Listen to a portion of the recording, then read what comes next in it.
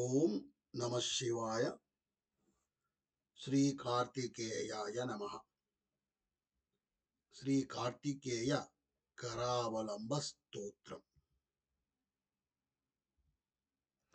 ఓంకార రూప శరణాశ్రయ శర్వసూనో సింగారవేల సకలేశ్వర దీనబంధో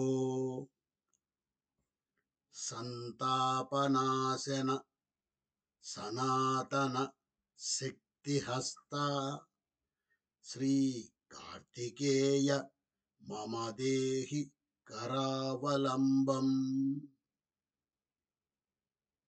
కరావలంబం అంటే స్వామి నా చేతిని పట్టుకొని నడిపించు, నాకు ఆలంబనంగా ఉండు, నాకు సహాయం చెయ్యి అనేటువంటి ఒక భావనతో చేసేటువంటి స్తోత్రం కరావలంబ స్తోత్రం.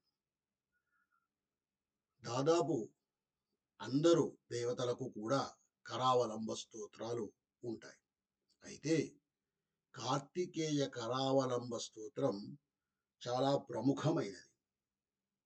ముఖ్యంగా కుజదోషం ఉన్నవాళ్ళు, వివాహ సమస్యలు ఉన్నవాళ్ళు, సంతానం లేని వాళ్ళు, రాహు కేతుగ్రహ దోషాలు ఉన్నవాళ్ళు, వీరందరూ కూడా ఈ కరావలంబ స్తోత్రాన్ని మంగళవారం నాడు, ఆదివారం నాడు పఠించడం వలన సకల శుభాలు కలుగుతాయని మన విశ్వాసం.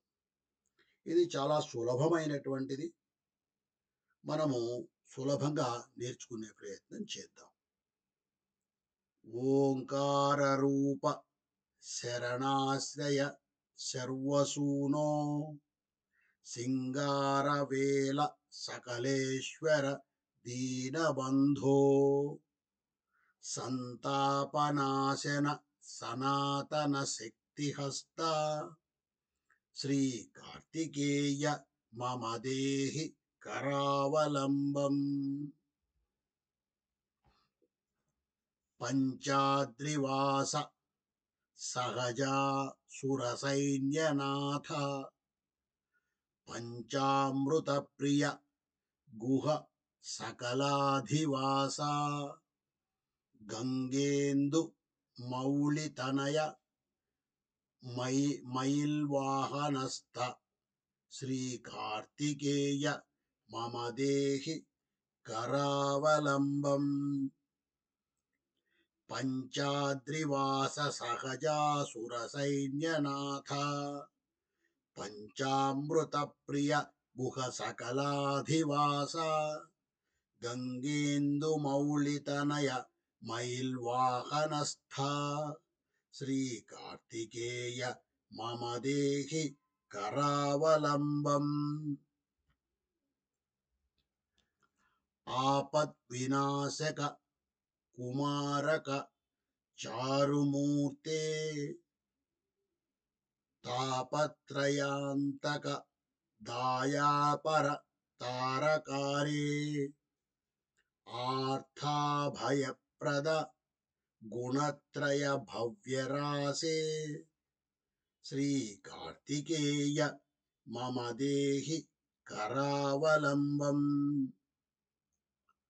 మరొకసారి ఆపద్వినాశక కుమారక చారుమూర్తే తాపత్రయాంతక దాయాపర తారకారే ఆర్థాభయప్రద గుణత్రయ భవ్యరాసే శ్రీ కార్తికేయ మమ దేహి కరావలంబం.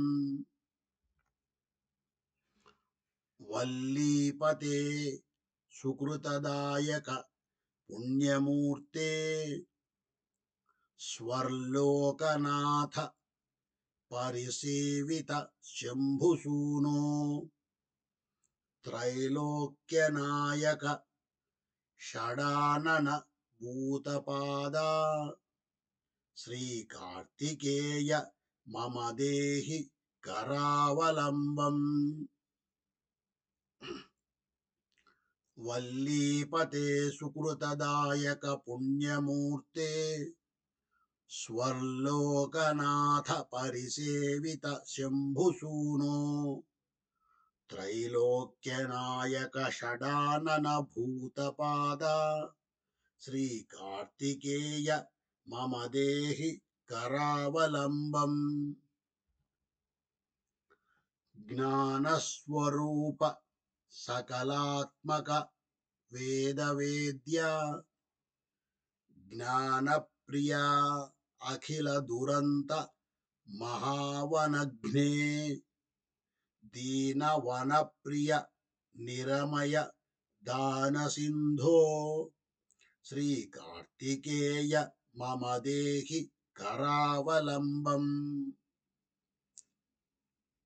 జ్ఞానస్వరూప సకలాత్మక వేదవేద్య జ్ఞానప్రియాఖిల దురంత మహావనఘ్నే దీనవనప్రియ నిరమయ దాన సింధో శ్రీ కార్తికేయ మమ దేహి కరావలంబం ఇతి శ్రీ కార్తికేయ కరావలంబ స్తోత్రం.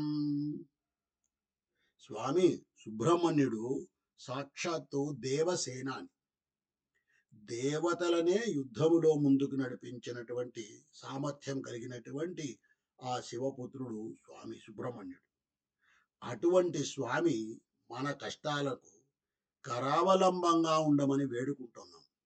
కాబట్టి తప్పక ఏదైతే ఇందాక నేను చెప్పినట్టుగా వివాహ సమస్యలు, సంతాన సమస్యలు, రాహు కేతు గ్రహ దోషాలు ఇలాంటివి ఏ ఉన్నా సరే ఈ కరావలంబ స్తోత్రాన్ని చదువుకుని, ముఖ్యంగా మంగళవారము ఆదివారము ఈ కరావలంబ స్తోత్రాన్ని చదువుకొని ఆ పరమేశ్వరుడి యొక్క అనుగ్రహానికి పాత్రులవుతారని, స్వామి సుబ్రహ్మణ్యుడి యొక్క అనుగ్రహంతో మీ కష్టాలన్నీ తీర్చుకుంటారని, సర్వ సుఖ సౌఖ్యాలతో ఉంటారని ఆశిస్తున్నాను. ఓం